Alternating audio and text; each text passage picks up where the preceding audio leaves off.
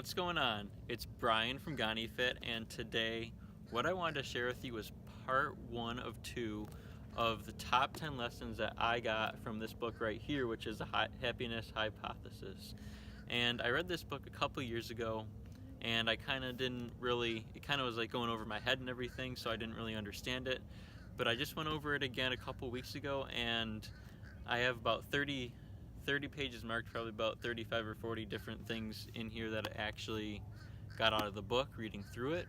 And I boiled it down to just 10 lessons for you. This is going to be the first one, so it's just going to be 5 lessons in this part 1 video. And the first lesson I wanted to share with you was on page 77. It is to play your role in the universe.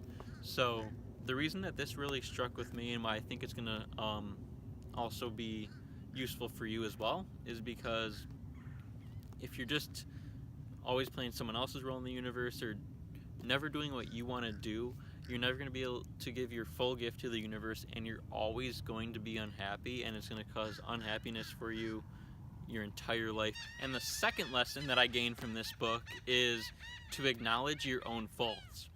And this is something that is very hard for most of us to do. It's really easy, if you even think about it right now, it's really easy to notice whenever someone else makes a mistake. Like, just for an example, if you're driving down the road and someone's really driving, like swerving over the road or swerving over the lines and everything and all that. But it's really easy to notice when someone else does it, but it's really hard to notice if you're being a bad driver, for example. So this is something that I believe you need to keep in mind, and this is something I'm going to start practicing myself, because I know this happens for every single person. No one's an exception.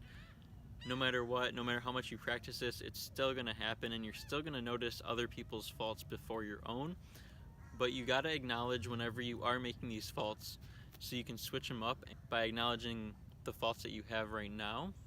And every time you make a fault, you're going to be able to correct it and move toward where you want to go, which in turn will cause happiness. And that's what he talks about in this book. And the third lesson that I want to share with you is to know your baseline state. And this is something that not many people really talk about, but I believe that it is very important for just knowing yourself in life as a whole. By knowing your baseline state, for example, let's say you go out and you buy an iPhone X, and you're really happy for a day, a week, a month, whatever it is, and you're really happy for this certain amount of time, but after a while you're going to start to go back down to your baseline state, whatever that is. But let's say on the flip side, you bought that iPhone X, you had it for a few months, and you drop it on the ground and the screen just breaks, and it still works and everything, but the screen's broken and cracked. You're kind of going to feel pissed off for a while, and after a while you're going to start to move back up to where your baseline state is. And I believe it's really important to notice this, because it's going to help you know yourself more and be more in tune with yourself and your happiness and where you are in life right now. So the fourth lesson I want you to learn from this book, and it's a really short lesson and one that's going to impact your life the most. And this is focus on what you can control, and that happiness comes from within. For example, your eyesight's bad, you can go get glasses, you can go get surgery, or you can go get contacts or whatever it is.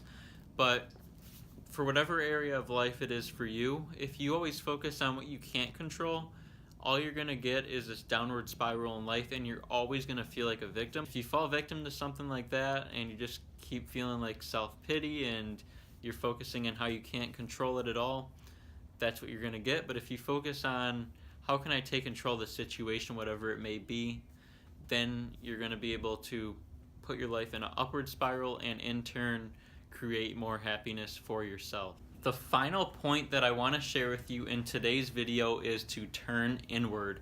And this is something that a lot of us don't do, and maybe unless you're like starting to like go through a spiritual path or a self-development path, then you're going to start doing it. But I bet 99% of people never even turn inward. We're always trying to escape ourselves and everything like that, and I'm guilty of it too. I believe we're all guilty of it.